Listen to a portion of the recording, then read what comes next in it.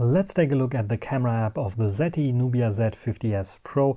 By just going into the camera app itself, we have all the different modes here at the bottom, just like usual, and we have all the options here for the modes on the top. By default, we have AI Master enabled here, and this AI can detect like night mode here, as you can see. It can detect macro mode there as well. I can tap on this to turn off macro mode, for example, or also turn off night mode, but I can also turn them on again if I want to. We have the various different lenses here. I can switch from 13 to 35 to 50, which is a crop, the 80, which is a real sensor, and 170, which is a crop on this 80mm one. This is the normal photo mode. Then we have torchlight or flash support, so off, on, automatic and torchlight, HDR, off, on, automatic, the AI mode, then various different filters that we can choose from. There you can see some of those filters here, which is quite interesting for some of them at least. Not so many in here, but I promise you there are more filters to come in another mode. Then we have some extra options, just like the aspect ratio on the top. Then we have the timer.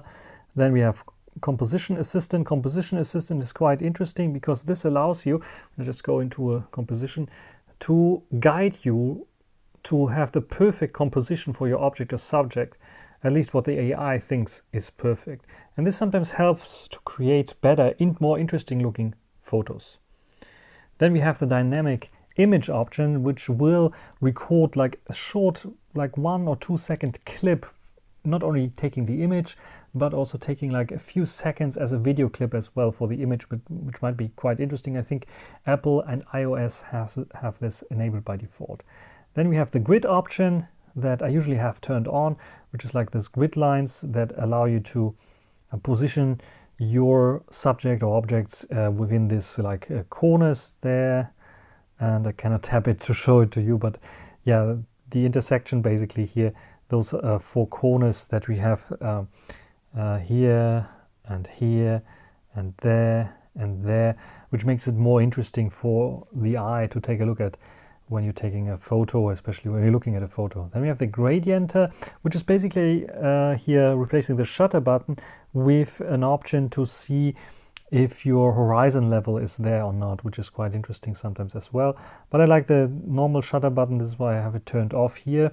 We have some more settings as well. We can dive into those now as well, where we have lots and lots of options there. Intelligent beauty, which allows you to intelligently detect people's faces and beautify them. A scan QR code, which is quite interesting. If you turn it on, whenever you have a QR code in your viewfinder, it will scan the whole thing, which is quite interesting as well. And then we have the tracking autofocus, which allows you to double-click the screen to select a subject or object, and it will track this object. So especially useful, for example, for my dog, if I want to track him while running, or a kid playing football or something like this. This is something that you can do. You have multi-point AF that you can turn off on by default. It is not turned on, as you can see here, but what it does is if I turn it on and just go back in here, you will see that when I have something that it can focus on, probably here, you see some focus points. So this is a multi-AF points where it detects like what should be in focus, and just like a normal camera would do, and tries to make it in focus. It's just, I think, a visual thing, because when you have it turned off, it will work basically the same way, but it's just like showing you what you're doing, which is quite nice. Automatic night scene I can turn on, and the same goes for automatic portrait mode. So if you're photographing people, it will automatically enhance it for portrait. Default lens I can set, which is quite interesting because we have 35mm, but sometimes you want to have a wide angle of view if you want to quickly take a shot, and you can change this by selecting the default lens that the camera should start up with. And macro AI switch control, you can change this as well on closer or on far objects as well. So you can choose when the macro mode should jump in, when you can turn it even off, the automatic macro mode. We have eye detection as well. It is turned off by default. I'm not sure why, because I think eye detection makes a lot of sense, especially for humans. I'm not sure how good it is for animal eye detection. in this case, but for humans it makes a lot of sense to focusing on the eye. Then the watermark, we can set the watermark up. You can see it has like this modern kind of watermark, reminds me of the Xiaomi devices. And we have some options here, like we can display time, display the copy, show latitude and longitude, display time and display copy or something like this. This is like a possibility here as well. We have the shutter sound that we can turn on or off, intelligent power saving options, close the camera app when you're not using it for a longer time, save the location, and then a photographer you can set up, which is quite interesting if you want to brand your images with a certain photographer who took it. And then it's basically like a copyright kind of thing, author information that will be branded into the JPEG files. You can set it up here as well. So these are the settings for the photo mode. Of course, we can also switch to the front cam here. We have certain features that are not available there, but I think we have the same kind of filters. There's no master AI or AI there, but we have a beautification option here that I have turned off, of course, but you can turn it on and it will beautify then your face if you need this kind of thing. Let's go to another mode, which is a Pro mode, quite interesting for certain people that want to have control over the shots. So the Pro mode is available for photos, but also for videos.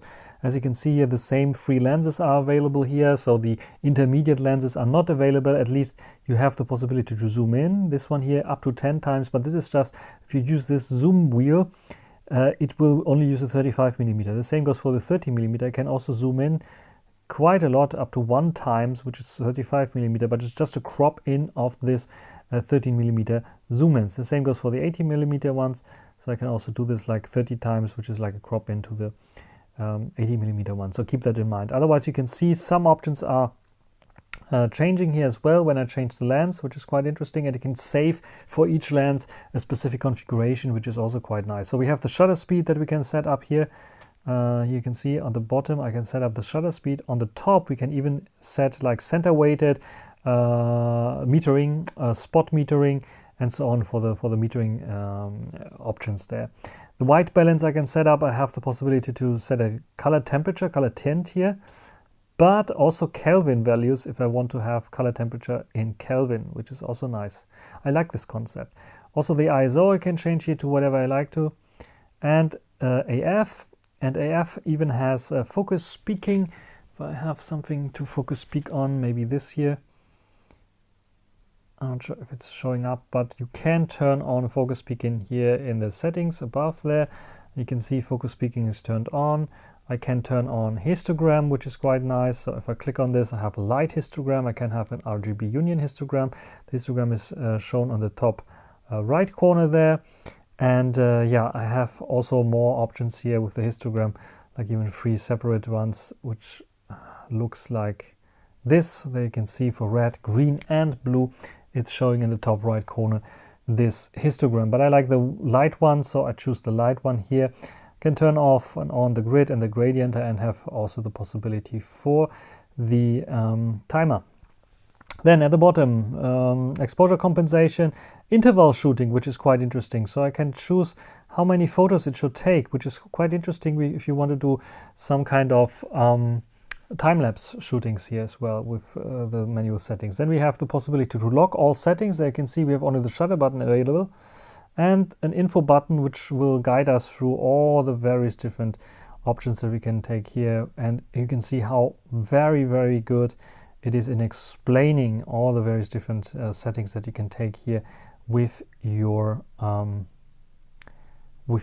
device, like also tips like meter locking and so on, how to use it, and to swipe to change the exposure, and to tap to focus or changing the exposure on something, auto balance presets and so on. Very, very interesting indeed, something to try out. And the top we have again the flash options there. We have the possibility to turn on or off RAW, which is quite interesting. Then the color wheel option allows you to use the special kind of filters here, but we can also import filters, and this will go then to a file manager. I'm not sure where you can import those filters, but you have the possibility to do so. And this is basically everything there. Under more settings we have almost the same kind of settings that we have before, but a little bit less, especially when it comes to some certain settings. Like we have voice control here now, and we have multi-point AF as well available, and the rest is, I think, already known for the common settings there. This also works for video mode. So in video mode, we have stabilization settings that we can turn off and on. We have the various different resolutions that we can choose. You can see 4K 60 is possible here on all three lenses, which is quite interesting. So yes, 4K 60.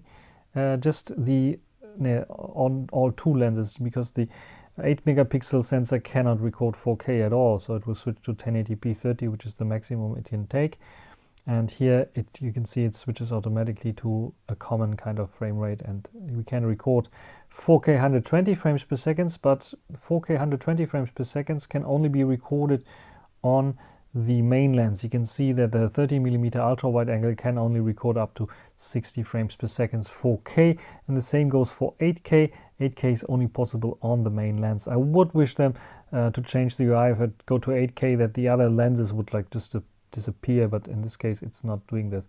But yeah, those are the video options, and you have focus peaking and grid option as well, and the effects are like turned off right now because we are in 8K, and we can also only use we don't have any stabilization, by the way. In 8K you can see the stabilizer symbol just vanishing when I'm going to 8K, but 4K 60 it's still there, and just vanishes at 120 frames per second. Yeah, so these are the video options as well. So we can skip the video options here of the normal video mode. You can see I can turn on HDR still, which is like another option there, but the rest is like basically the same as in the Pro mode. Then we have the street options. I can make a dedicated video about the street options here. Lots and lots of stuff. We can take like free shots, exposure compensation, so underexposed, overexposed, and what it thinks is the right exposure. Same goes for white balance, 3 different white balance shots. We can turn this off and it will take 3 different shots. Of course, the flash options again. Here we have all the various different street filters, and this is what I really like. I like the Fuji, so FJ100, which is Fujifilm simulation. KD 400 is Kodak, I think. AV, I really don't know, but you can see how many of those filters we have here that are pretty cool. And I like those street filters a lot, especially the Fujifilm one here, the one that is, I think, default here. Very good. You can see the camera UI changed. I have another settings button here where I can go and say I want to change the saturation, I want to change the sharpness of the picture. I can make it softer, even the white balance and exposure compensation again. So very cool for street mode. I wish everyone would have street mode, and you can see that there on the left we even have all the settings that are currently used for street view. Also handy, because usually you're taking street view in the portrait orientation, not in the landscape orientation. In the landscape orientation, not the portrait orientation, so the other way around. We can turn on and off grain. We can choose the grain like old grain, like film kind of grain, frosted. We can use thin or thick grain. These are the possibilities here, and we have some other options there as well. Like you see, we have the composition assistant there as well. We have some more settings as well, which are very reminiscent, or basically the same as in the normal photo mode, with a few examples, exceptions there as well. Like a few things are the AI mode and so on are missing there. Street mode, very cool feature indeed. Then we have camera family, which other camera apps branded as extras or more settings. We have star trail that we can photograph here, professional or quick shot possibilities. We have quick shot possibilities, various different profiles here, which allows us to shoot various different star trails. And we have the professional mode where we can set up everything like ISO, white balance, shutter speed, and AF. And we have the info button, which gives us also some information, like for example, put the phone on the tripod and such things, how to deal with those, which is quite interesting. And there you can see also how it should look like in reality. So these are the star trails. Then we have starry sky, also the professional mode.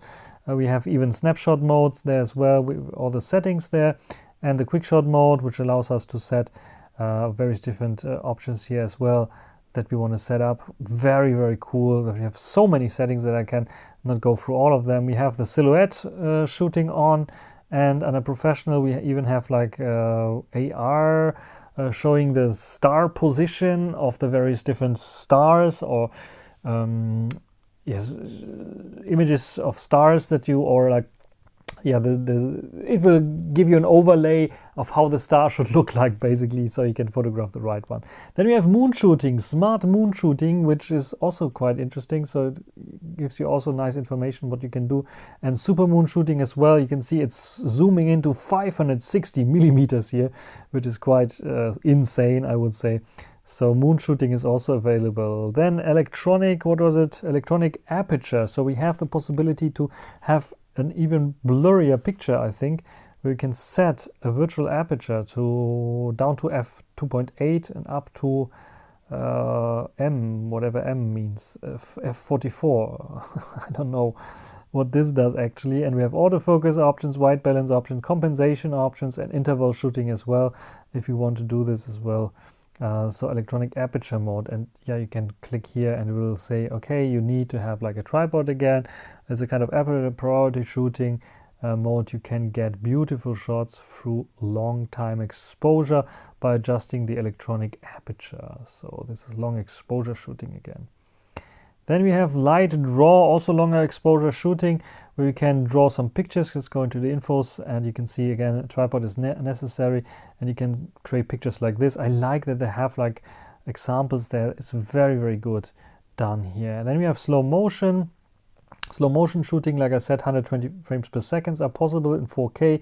With the 35mm, you can see you cannot choose anything else. You can zoom in with the 35mm up to 3 times, but that's it. But I can go up to, what is it, 1920 in terms of recording frames per second, which is super insane. But I don't think it will record in 4K. Then record, I think it will record in, the resolution is not shown here, 720p. Let's record something.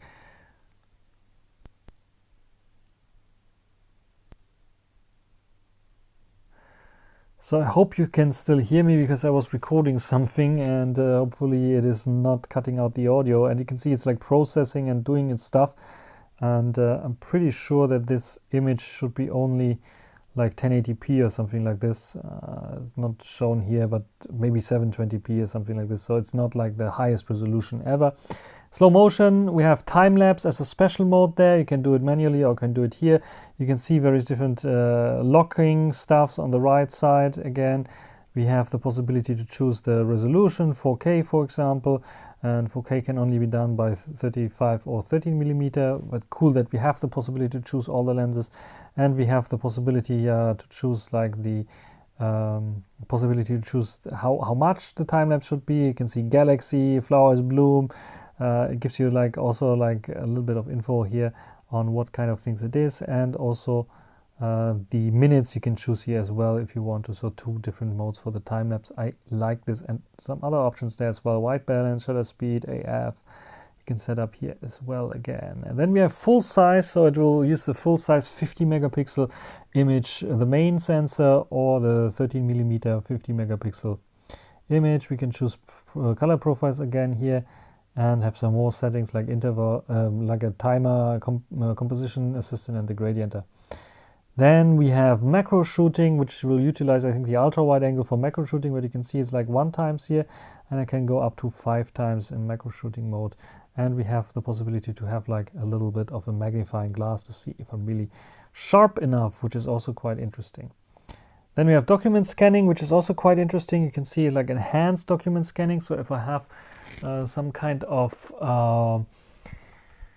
paper like my mouse pad here, for example, if I say enhance it, I just see that it will detect it, hopefully, yeah, and it's enhancing. It detects automatically and enhancing it. You can see looks quite good. You can read everything here. So it's like a scan that it takes from this one. Very, very cool that it has this option. I have even a mono mode that do it in mono or original, but the enhanced mode is so good that I would use only this for scanning, and I'm not really using a scanner then anymore, because this is so good. in taking those shots. Of course, you can use the main lens for documents, or should use the main lens for documents. Then we have ID photos, quite interesting. If you have to recreate a new ID, you have the possibility to use this one, probably more China specific, but you can even select a file already to take it in here for the ID, and yeah, you can even choose here various different other profiles there, which is quite interesting. And then we have panorama shooting, of course. We can choose this with the 13 or 35 millimeter. And again, we have effect factory, so we have lots and lots of effects. We can here now choose also the street effects. We have portrait effects that we can choose, special effects or classic effect. So here we really have all the effects that Nubia deems are good, and we can of course turn them off. We have here also some other options like art effects, which is quite interesting, because here we have the possibility to create a Van Gogh-like image. So let me put maybe the phone here, I'm not sure if it's working, and I create a shot, and you can see it's processing, and this is like the Van Gogh-like image that it creates out of it. And I have various different other filters here as well. One thing that I really like is the cartoon one, because there we can also choose cartoon-like shots. I'm not sure if the Huawei phone is doing this quite well. Well, yeah, it's a weak kind of no face detected, but you can, if it's detecting a face, you can choose like anime style, comic style, or CLI. What is it? CGI style that you can choose, which is quite interesting. And yeah, I could like take a selfie of me and then say like anime style.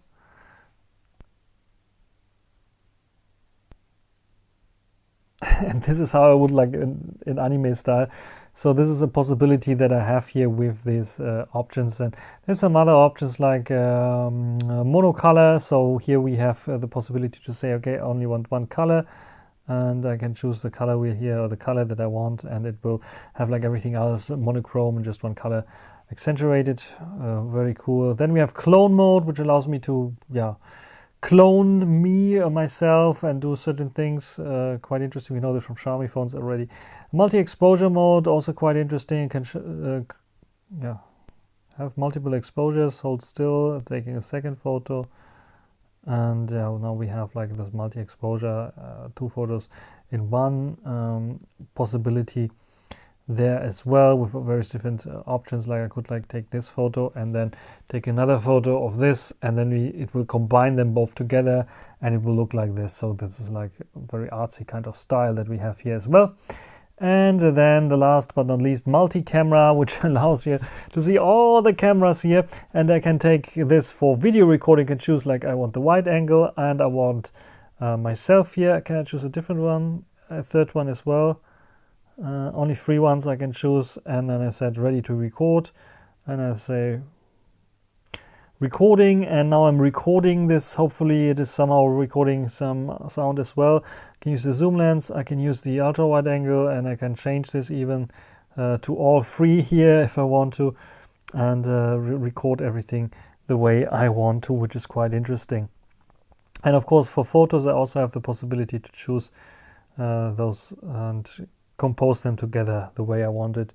They have multiple JPEGs I can take, or one JPEG where it will take everything and compose it together. Let's take a shot, and you can see that we have now the possibility to see the various different shots here together, and you can choose like the wide, the one time, and the tail. So if you're unsure, you can say I want to take all 3 cameras to take a shot, and you can later crop in. You can see how it looks like a little bit jumpy, but very interesting idea that I never saw before with the multicam mode. So lots and lots of mode, and we are not at the end yet, because we have night mode again, where we can choose various different filters. We have like 3 filters here only for the night mode, and then we have starry sky mode that we can turn on for the night mode, which is quite interesting, as well as some more settings there as well. There are always some more settings here, but just most of the time the watermark only. Then in portrait mode we can set up an aperture here as well, virtual aperture f16 to f1.0, which is quite interesting for the virtual bokeh. Let's see if in the dark it's working somehow. It's with the 35mm one, and I can change the aperture like I did. We have the beautification filter that we can turn on or off for people in portrait mode, and then lighting option, natural light, studio light, contour light, stage light, and so on, especially for portrait shots, very useful. And some more settings there as well, and again the watermark settings. And this is basically the tour around the camera app. You can see almost 25 minutes that I'm talking about the camera here, and in the background probably you saw my video recording my dog, by the way, also taken with the Nubia Z50S Pro. So what do you think about the camera app? I think it's very fantastic, very powerful app, lots and lots of features, on par with the Xiaomi 13 Ultra, on par with lots and lots of others, maybe even better than others, because so many features are in here in this app. What do you think about this? This is everything for this video. If you have some questions, you can ask down below. If I missed some features, just write it down as well. What I really like, I can tell you, is like in Pro mode that I have the possibility for the shutter speed to just go to up to 5 minutes. So this is really, really cool. So you can have a shutter speed up to 5 minutes, which is like, yeah, fantastic for almost everything that you want to do probably.